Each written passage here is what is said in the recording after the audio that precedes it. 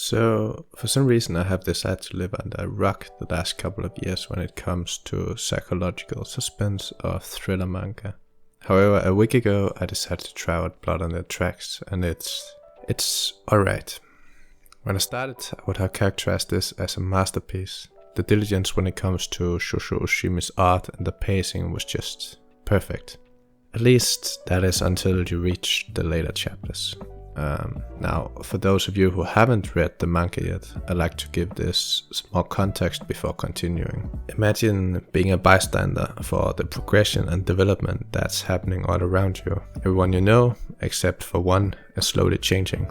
And when I'm talking about change, I'm not talking as much about appearance, but mental change and development. You see, everyone around you is moving at a steady pace. However, you are moving at a turtle's pace.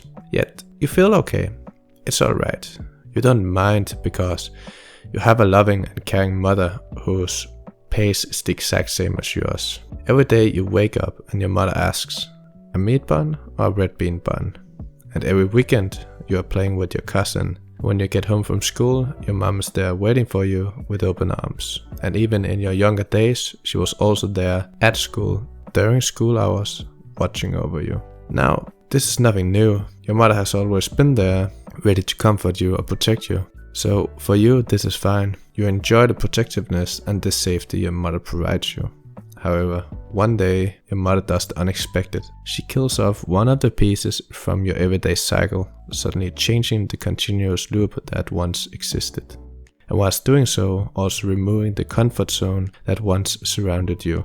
Protectiveness and the comfort that you were once surrounded by are fading into thin air, and you are slowly coming to figure that the surrounding perimeter that once protected you might not have been made for your sake, but in reality to protect her mother from herself, using you as an object to be controlled as she pleases.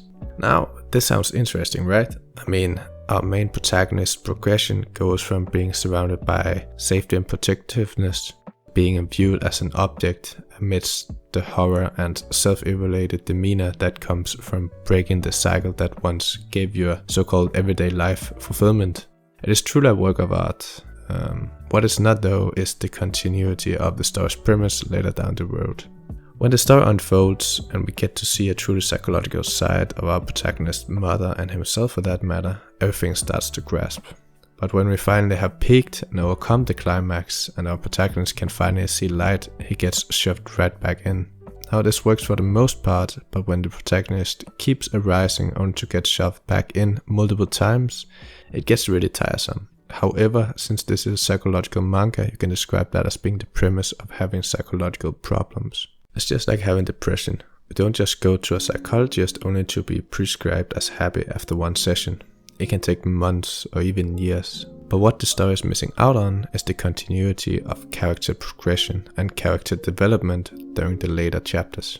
You'll see the same psychological premise reappearing again and again, and with our protagonist questioning his ideals from his mother and the internal conflicts that's within him. You'll see the same psychological premise reappearing again and again, with our protagonist questioning his ideals from his mother's and the internal conflicts that's within him, only to be contaminated by his antagonist reappearing physically or mentally again and again.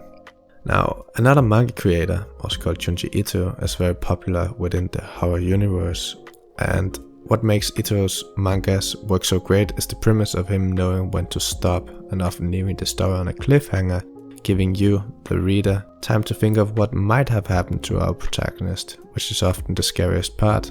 During my read on Blood on the Tracks, and note, as I'm telling this, I have just finished reading chapter 112. I felt that the manga could have ended nearly 30 chapters ago, or even sooner if Shuzo Oshimi wanted to. However, Oshimi has decided to keep pushing the story forward, even though, in my opinion, there's no need to. Especially with this being a psychological suspense of thriller manga, and I'm sorry to say this, but the suspense and thrill have already passed. Imagine this being a Scooby-Doo series with our heroes finally catching the villain, only to re-release him again so he or she can do the exact same crime once again. That's what it feels like, and it's too bad because the story had it all when it comes to psychological suspense and thrill.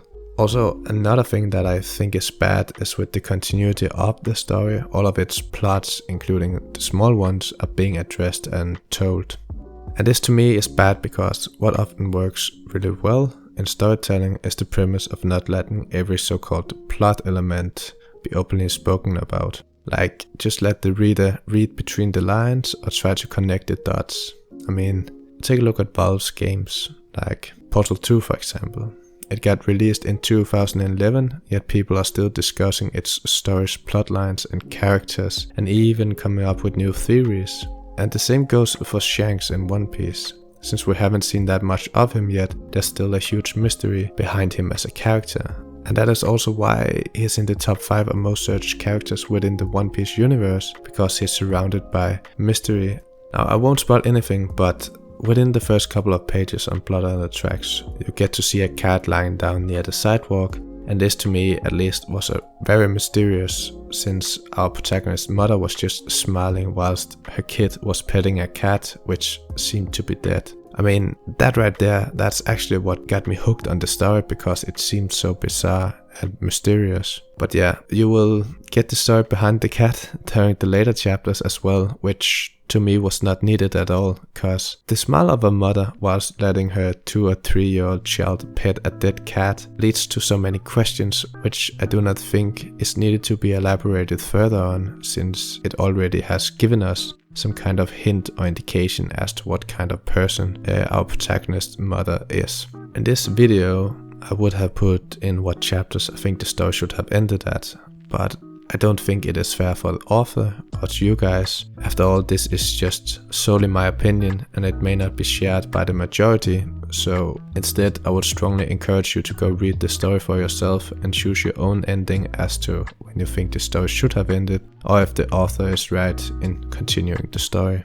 Because in the end, I'm not going to stop reading the next upcoming chapters or volumes for that matter. I do truly wish and hope that Oshimi is going to turn this story around and withdraw my statement of critiques in the upcoming future of this story's development. It's just that right now I can't stop drawing parallels between The Matrix and its return of part 4, also called Resurrections. It should never have existed, and neither do I think these last dozens of chapters should have. It feels more like fan service of a story that should have ended a while ago. Therefore, what I once would have described as being a masterpiece of a manga is unfortunately no longer an option in my opinion.